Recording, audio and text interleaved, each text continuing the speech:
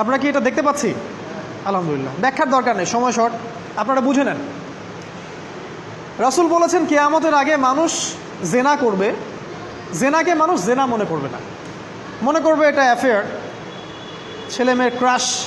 এখন নতুন শব্দ আসে কি, ক্রাশ।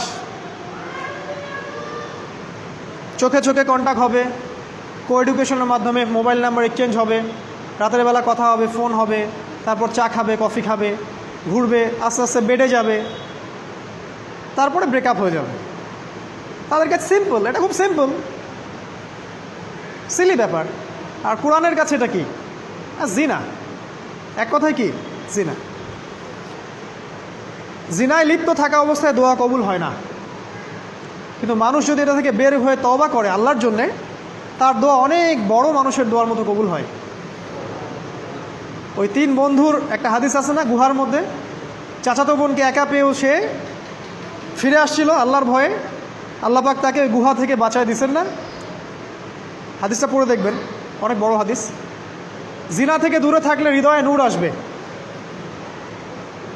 আপনি আমি যদি আমাদের চোখকে এই পর্যায়ে নিয়ে যেতে পারি যে কোনো গায়রে মাহরামের দিকে চোখ পড়লে আমরা নামিয়ে নিচ্ছি, তখন আপনি ফিল করবেন আপনার মনের মধ্যে নূর আসছে। এই যে আমি এখন একটা লেকচার দিচ্ছি, আমার খুব ভালো লাগছে। ঠিক রাস্তায় যেতে যেতে যদি আমি 8-10টা মেয়ের দিকে তাকাই, আমার এই নূরটা উঠে যাবে। জাহান্নামে কেন অনেক নারী থাকবে জানেন? কারণ তারা শুধু নিজেরা অপরাধ করে না, হাজারো মুমিন মানুষের নূর তারা কেড়ে নেয়। দ্যাট ইজ ওয়াই তারা জাহান্নামে বেশি থাকবে। আরেকটা মেজর কারণ হচ্ছে তাদের উদ্ধত মাথা। মেয়েদেরকে বলছি স্পেশালি, হয়তো এই কথাগুলো মেয়েদের কাছেও যাবে। তাদের এই উদ্ধত মাথা আল্লাহর বিধানের সামনে আত্মসমর্পণ করতে চায় না।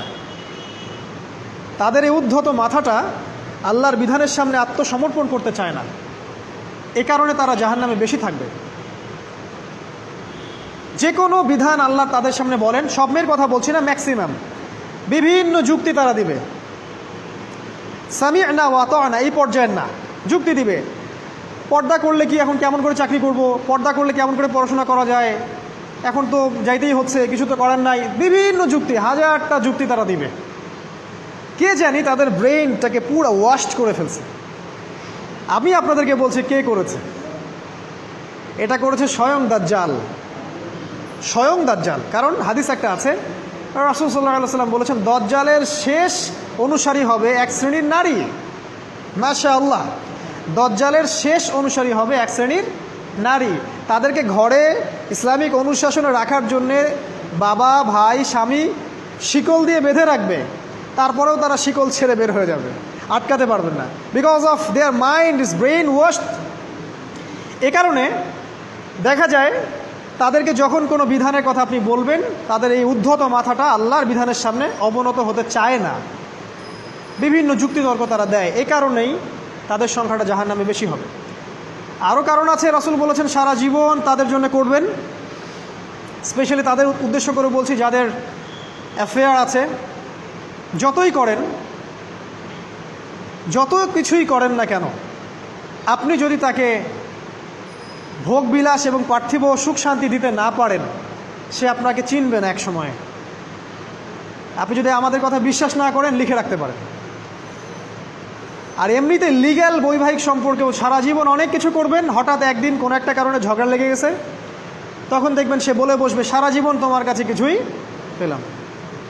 আমি নারীদেরকে ছোট করছি না, তাদের কিছু কিছু পয়েন্ট বলছি, এইসব কারণে তারা জাহান্নামে থাকবে। আমি একটু এই কথাটা না বললে জাস্টিস হবে না। রাসূল সাল্লাল্লাহু আলাইহি ওয়াসাল্লাম মেরাজে গিয়েছিলেন, আপনারা জানেন। তিনি মেরাজের রাতে অনেক অলৌকিক জিনিস দেখেছেন, নবীদের সাথে সাক্ষাৎ করেছেন, ইভেন আল্লাহর সাথে কথা বলেছেন, আল্লাহর নূর দেখেছেন। এই সময় সবাই তাকে হাসি মুখে সম্বর্ধনা জানিয়েছিল। যার সাথেই দেখা হয়েছে তার সাথেই তিনি হাসি মুখে অভ্যর্থনা তাকে জানিয়েছে, আসসালামু আলাইকা আইয়ুহান নবী, সবাই বলেছে হাসি মুখে। একজন মালাক, একজন ফেরেশতা তাকে দেখে হাসেননি, একজন। আপনারা কি জানেন? রাসূল সাল্লাল্লাহু আলাইহি ওয়াসাল্লাম অবাক হয়েছিলেন। তিনি বলেছিলেন যে ইয়া জিবরিল, ওর চেহারাটা এত গম্ভীর কেন, সে আমাকে দেখে হাসছে না কেন, তার মুখে হাসি নাই কেন? জিবরিল আমিন বলেছেন যে তার নাম হচ্ছে তার নাম মালিক, সূরা যুখরুফের মধ্যে আছে। তার নাম মালিক। যেদিন থেকে আল্লাহ জাহান্নাম সৃষ্টি করেছেন সেদিন থেকে তাকে জাহান্নামের দায়িত্ব দিয়েছেন, অর্থাৎ জাহান্নামের হেড অফ ডিপার্টমেন্ট, ইনচার্জ।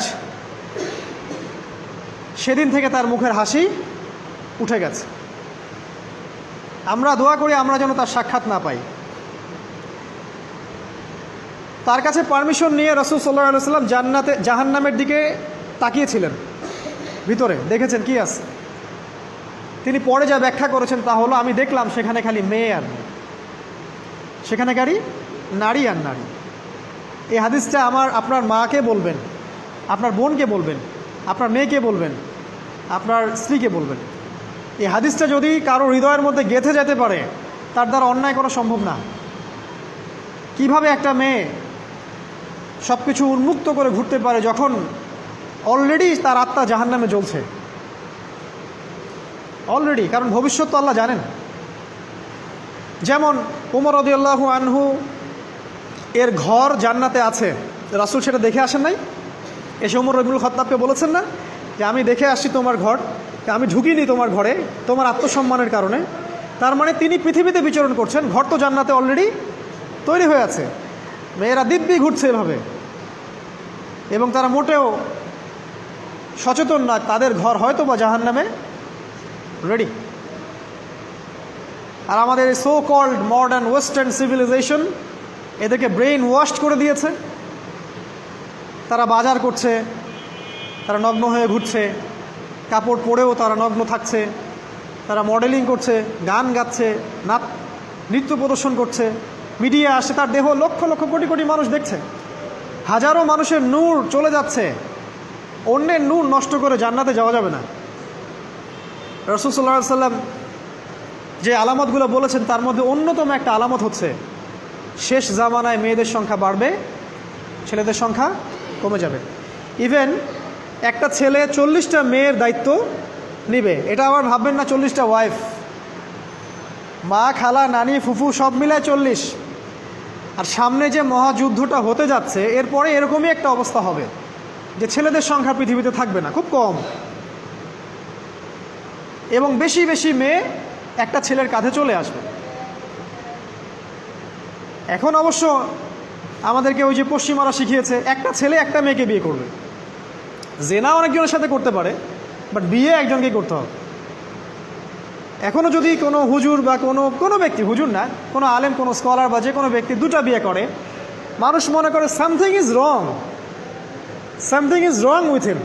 এই লোকের কোনো সমস্যা আছে মনে হয়, এর মানে চরিত্র ভালো না, এর মনে একটা দিয়ে আকাঙ্ক্ষা পূরণ হয় না, something is wrong with him, তাই না? এই চেতনাটা দজ্জাল শিখিয়েছে এদেরকে। একটা ছেলেকে তৈরি করা হয়েছে সে যেন অনেকগুলা মেয়েকে বিয়ে করার ক্ষমতা রাখে, এভাবেই তাকে তৈরি করা হয়েছে। নাহলে আল্লাহ কখনোই 4, 3, 2 বলতেন না। হ্যাঁ, যদি আমি সমতা করতে না পারি তাহলে কি একটা কথা বলি, এই সাবজেক্টটা আপনাদেরকে হয়তো কেউ পড়ায় না। একটা বিয়ে করেও একটা ছেলে মিলকেল ইয়ামিন রাখতে পারে। মিলকেল ইয়ামিন মানে হচ্ছে দক্ষিণ হস্তের মালিক। মেয়েটাও জানবে আমি মিলকেল ইয়ামিন, ছেলেও জানবে সে আমার মিলকেল ইয়ামিন। এভাবেও একটা ছেলে একটা মেয়ে সিকিউরিটি, শেল্টার, ফুড সব কিছু পেতে পারে। এটা এখন উঠে গেছে, একটা সময় এগুলো ছিল। রাসূলুল্লাহ সাল্লাল্লাহু আলাইহি ওয়াসাল্লামের একটা ছেলে ইব্রাহিম, রাসূলের একজন ছেলে ইব্রাহিম কার গর্ভে জন্ম নিয়েছিলেন? কার গর্ভে জন্ম নিয়েছিলেন? রাসূলের জীবনী পড়তে হবে A to Z কয়েকবার, কমপক্ষে। আর রাহিকুল মাখতুম বইটা পড়তে হবে। মারিয়া কিপ্তির গর্ভে জন্ম নিয়েছিলেন। মারিয়া কিপ্তি একজন দাসী। এই দাসী মানে কাজের মেয়ে না, এটাকে বলা হয় মিলকেল ইয়ামিন, দক্ষিণ হস্ত। পারস্যের রাজা মিশরের রাজা দুজন দাসীকে রাসূল সাল্লাল্লাহু আলাইহি সাল্লামের কাছে উপহার দিয়েছিলেন। তার একজনকে রাসূল সাল্লাল্লাহু আলাইহি সাল্লাম নিজের করে নেন, বিয়ে করে নেন। তার গর্ভে জন্ম নিয়েছিল পুত্র ইব্রাহিম। এই সাবজেক্টটা আপনাদেরকে কে পড়াবে এখন? ইভেন এখন আলেম ওলামাও দুটো বিয়ে করতে ভয় পায়, মনে করে যে সমাজের মানুষ আমাকে কি বলে না বলে। সবচেয়ে বড় কথা হচ্ছে এই কাজ করার জন্য ব্যাকবোন শক্ত থাকা দরকার। ব্যাকবোন মানে মেরুদণ্ড, স্টিলের মতো, তাহলে এই কাজ করতে পারবেন। নারীর সংখ্যা যে বাড়বে, 40 গুণন 1 হবে, তখন এই 39টা মেয়ে কী করবে? এখনও সমাজের মধ্যে নারী পুরুষের অনুপাত 1:4, মানে প্রতি একজন ছেলের জন্য 4টা করে নারী ঘুরছে সমাজে। এটা তো স্ট্যাটিস্টিক, আপনি ইন্টারনেটে গেলেও দেখতে পারবেন। এবং পশ্চিমা কান্ট্রিগুলোতে এগুলো আরও অনেক বেশি, ওদের অনুপাতটা আরও অনেক বেশি। তাহলে এই বাকি মেয়েরা আসলে করবেটা কি? সবাই যদি একটা করে বিয়ে করে, তাহলে বাকি মেয়েদের কি হবে? তারা কি পতিতালয়ের সম্পত্তি হবে? ওদের যৌন অধিকার নাই? ওরা শারীরিক, মানসিক, শেল্টার, ফুড, খাবার, পানীয় এগুলোর অধিকার রাখে না? এখানে নারীবাদীরা কি বলবে? সব নারীবাদী, এদেশের যত নারীবাদী আছে, সেকুলারিজম, এই নারীবাদীরা বেশিরভাগই দজ্জালের এজেন্ট। নিজ হাতে দজ্জাল ট্রেনিং দিয়ে এদেরকে তৈরি করেছে। আপনারা হয়তো ভাবছেন দজ্জাল তো এখনো বের হয় নাই, ট্রেনিং দিল কিভাবে? আমরা কি ইবলিসকে দেখি?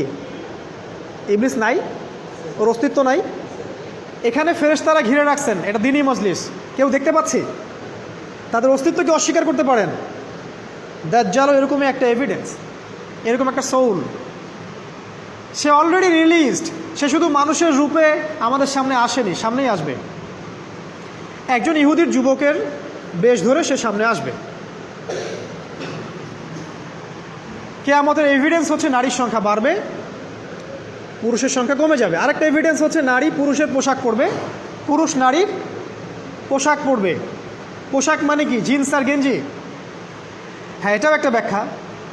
ঢাকায় তো জিন্স আর গেঞ্জি চলছে, টি শার্ট। এখানে অন্য একটা ব্যাপার আছে, আমি সেটা আপনাদেরকে আজকে বলছি। সেটা হলো, এটা শুধু এই পোশাক বলতে শুধু গায়ের পোশাক বোঝানো হয়নি। আল্লাহ বলেনি নারীরা তোমাদের পোশাক, তোমরা নারীদের পোশাক। তার মানে কি? না এটা নারী, এটা আমার ওয়াইফ। নো, কোরআনের আয়াত এবং হাদিসের আয়াতগুলো দুই রকম। মুহকামাত, যেগুলো স্পষ্ট, মুতাশাবিহাত, যেগুলো অস্পষ্ট, যেগুলোকে তাউইল, ব্যাখ্যা করতে হয়। আর তাউইল কারা করবে? যাদেরকে আল্লাহ জ্ঞান দিয়েছেন তারা করবে, সবাই করবে না।